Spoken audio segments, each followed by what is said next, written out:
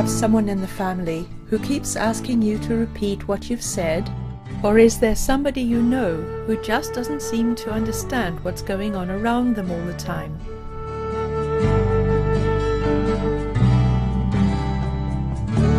Sometimes misunderstanding what you've heard can lead you to funny situations and to making silly mistakes.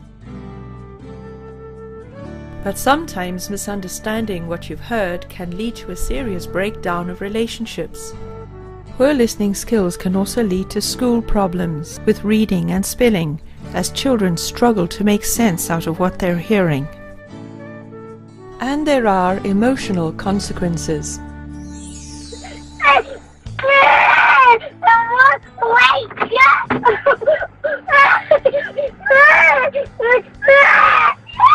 There are many ways in which listening problems can upset a child's progress.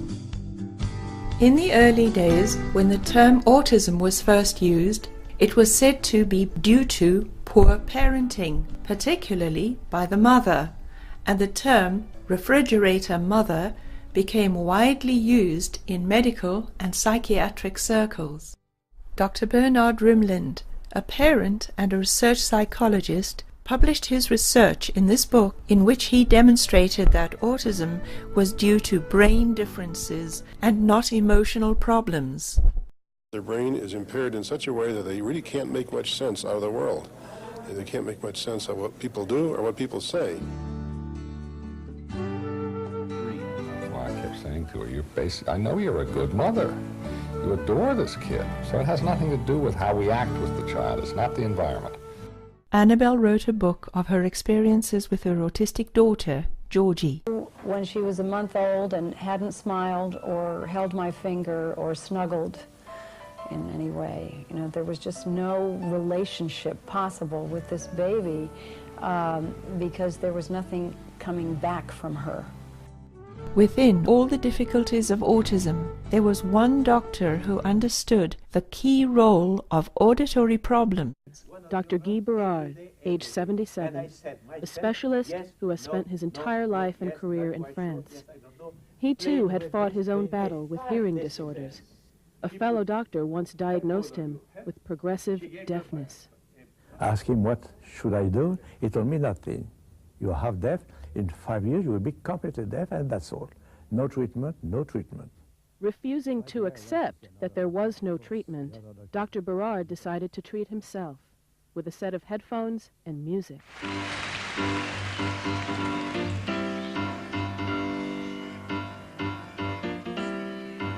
Low frequency, high frequency, low frequency, high frequency. He found that by modulating the frequency,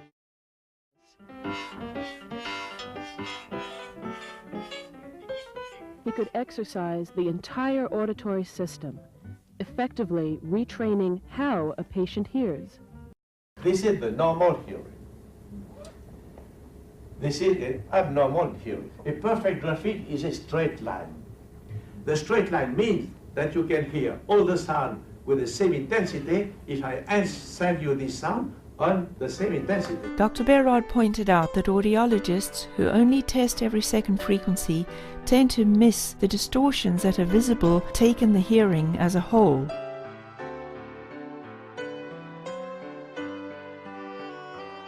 He succeeded in preventing his own deafness from going further and began to explore how his auditory training could be used to help others. One of the very first people that he decided to try this on was his own daughter, because she'd been severely learning disabled and dyslexic. She was able to speak, etc., but if you told her things, she would just, she didn't seem to understand the names. He suddenly began to realize, I wonder if there's anything wrong with the way she hears. We sat her down and gave her an audiogram, and he found out that, in fact, her hearing was severely distorted in several frequencies. As he says, it almost made him cry, because for years he'd been disciplining her, spanking her because she wasn't listening. He gave her the full treatment that he'd given himself, playing music, filtering out certain frequencies and modulating the music. And she got better and better and better, and now she's, he said within a very short time, she was functioning absolutely normally. This was such perfect proof to him, because this was someone so close to him, that in fact what everybody had thought was learning disabilities or just inability to pay attention or lack of will to pay attention was in fact something that was completely a physical problem, hearing distortions. One problem Dr. Berard discovered was the tendency for an audiologist not to realize when a patient's hearing was hyperacute due to what appeared to be a terrific audiogram. We went to a good audiologist in New York City who gave Georgie an audiogram, and we watched her face, and she went like that at many frequencies. You could tell they were really bothering her. And at the end, the audiologist looked at us and said, "Your child has perfect hearing. Any opera singer would love to have such fine hearing." Well, that was exactly what was driving that child into autism, because sound was so awful to her. The world was an intensely difficult place. Everything was too loud. Painful hearing, no matter what the cause, has emotional as well as physical repercussions. As a result, some people, especially children, learn how to block their hearing. At the moment, you had a painful hearing. As you were afraid by this painful hearing, you have blocked completely your ossicle, you have blocked your hearing. You are afraid that something could be painful, you blocked. When you could not do that, it was blocked into your head. Imagine hearing so well that common sounds are unbearable. Voices, everyday noise.